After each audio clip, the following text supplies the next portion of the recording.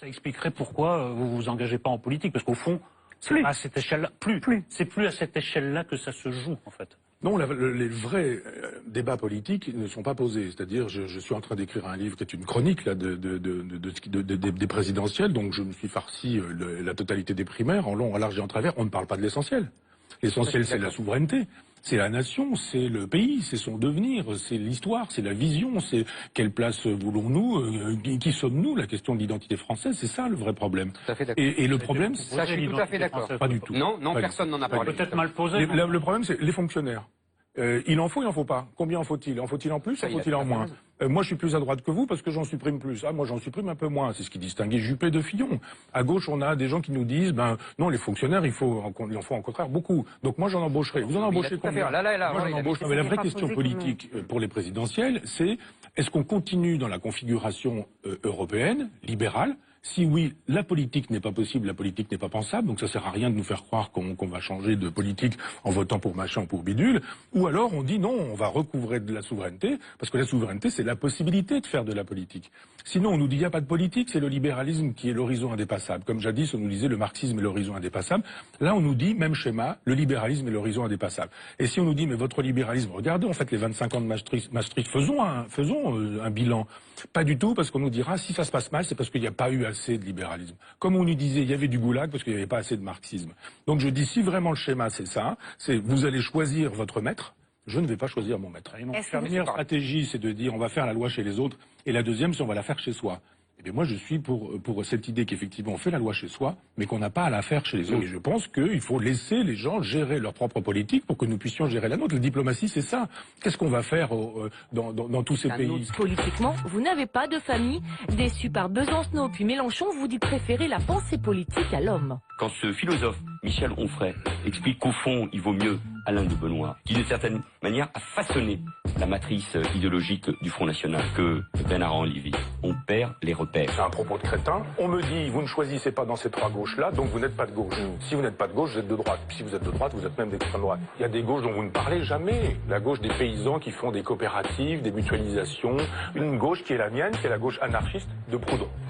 D'abord, je suis pas de gauche pour les gens qui sont pas de gauche et qui se prétendent de gauche. C'est Libération, Le Monde, tous ces gens-là qui défendent la politique de Giscard d'Estaing depuis 1983 et qui ont l'impression d'être de gauche parce qu'ils pensent que si on permet aux homosexuels de se marier, on a donné des gages en disant qu'on était véritablement de gauche. Moi, je suis désolé, les grands pourvoyeurs de Marine Le Pen, ce sont ces gens-là. C'est France Inter, c'est le service public, c'est Le Monde, Libération, l'Obs, Télérama, enfin tous ces journaux qui nous disent en gros, pour être de gauche, faut penser comme Giscard en 74. C'est pas social-démocrate, c'est libéral. Et quand on dit non, moi je suis pas libéral et je suis de gauche, on dit ben non, vous n'êtes pas d'abord vous n'êtes pas de gauche et ensuite vous êtes de droite et puis même vous êtes même d'extrême droite.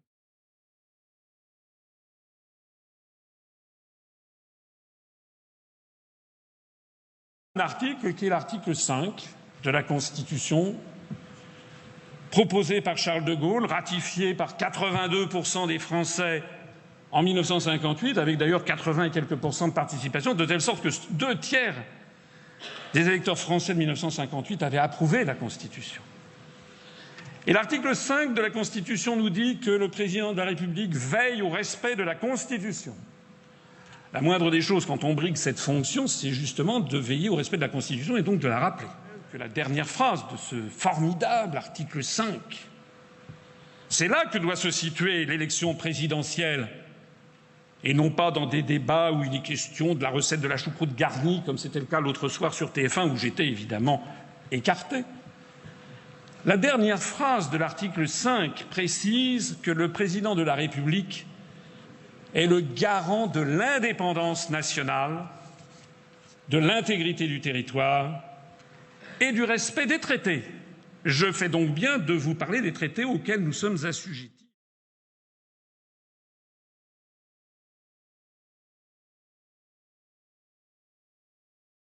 On a en fait un concours d'individualité qui essayent tous, qui appliquent tous les mêmes recettes de marketing, tous le même livre, tous le même sourire, tous les mêmes propos, qui ne veulent rien dire pour essayer d'attirer le chaland. Tout ce petit monde a des études de marketing politique qui leur disent que les Français veulent qu'on leur parle de souveraineté nationale. Alors, qu'est-ce qu'il faut? Ils parlent de souveraineté nationale. mais ils en parlent. J'ai vu un tract de M. Le Maire où il est question, justement, à un moment, il met « Je me bats pour la souveraineté nationale ». Ah bon? Il fait comment? Parce que par ailleurs, un peu plus loin, il dit qu'il est là un engagement européen. Ah bon? Mais comment c'est conciliable? Il s'en fiche. Ce qui est important pour ces gens, c'est d'enfumer le chaland, d'enfumer les électeurs. Ils savent que pour certains électeurs, il faut voir le mot souveraineté nationale, donc ils le mettent. Pour d'autres, il faut voir le mot Europe, alors ils le mettent. Ça n'a absolument aucune cohérence, c'est pas leur problème. Leur problème, c'est de vous manipuler. Nicolas Sarkozy, d'ailleurs, de faire la même chose. Il paraît que là, il était à la télévision. Et il a dit à la télévision cette formule extraordinaire. Il a dit, il a fait une espèce d'ombre, il s'est emporté, comme il aime à le faire, d'une façon, c'est du théâtre. C'est de la commedia dell'arte. Il a fait ce mine un peu de s'emporter en disant, mais enfin, la souveraineté nationale, ça n'est pas un gros mot. Ah oui, non, ça c'est, tout le monde est d'accord là-dessus.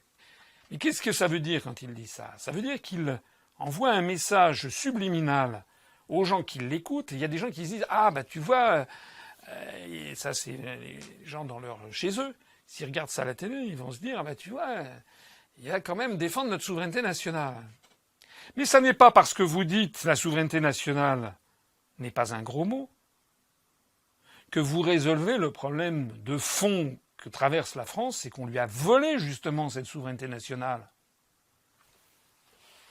Donc là, c'est très très grave, je me permets d'insister parce que cette affaire est extrêmement importante.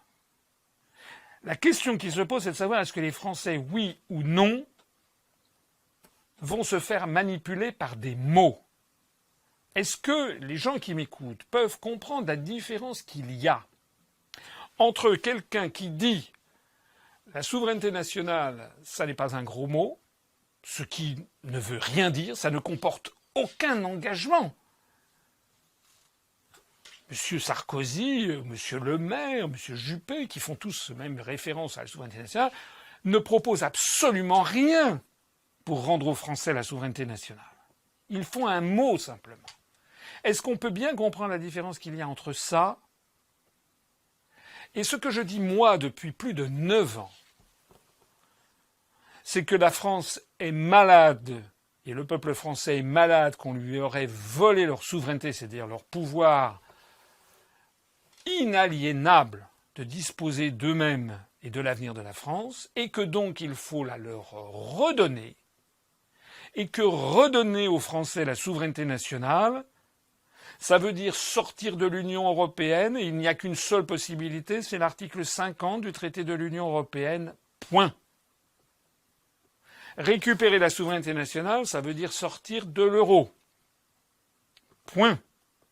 Récupérer la souveraineté nationale, notamment en matière diplomatique et militaire, ça veut dire sortir de l'OTAN par la mise en œuvre de l'article 13 du traité de l'Atlantique Nord du 4 avril 1949. Point.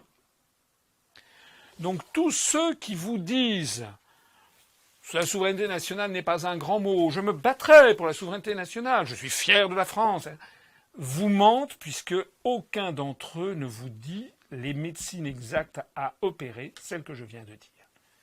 Pareil d'ailleurs pour le Front National qui, aux dernières nouvelles, avait mis sur son site internet qu'il allait organiser un référendum sur la sortie de l'Union européenne après avoir néanmoins renégocié les traités sur la base de l'article 50. L'article 50 du traité de l'Union européenne n'a à jamais proposé la renégociation des traités. La seule façon de dire oui, c'est oui. Toutes les autres veulent dire non. C'est-à-dire que si vous n'avez pas un oui franc et massif, ça veut dire non. Eh bien, c'est la même chose. La seule façon de récupérer la souveraineté nationale, c'est de le dire en disant il faut que les Français et la France récupèrent la souveraineté nationale, et ça passe par la mise en œuvre de l'article 50 du traité de l'Union européenne, la sortie de l'euro et la mise en œuvre de l'article 13 du traité de l'Atlantique Nord pour sortir de l'OTAN. Voilà. Toutes les autres formulations, tous les chefs-d'œuvre d'ambiguïté, toutes les « je vais faire une renégociation et si vraiment ça se passe mal à ce moment-là, eh bien peut-être il faudra envisager de sortir de cette Europe-là », ça c'est la version de M. Dupont-Aignan, Monsieur Mélenchon, il en a encore une autre. Toutes ces autres façons de tourner autour du pot veulent dire qu'en fait, il ne vous propose pas de sortir de l'Union européenne, de l'euro et de l'OTAN, donc qu'il ne vous propose pas justement que vous récupériez la souveraineté nationale.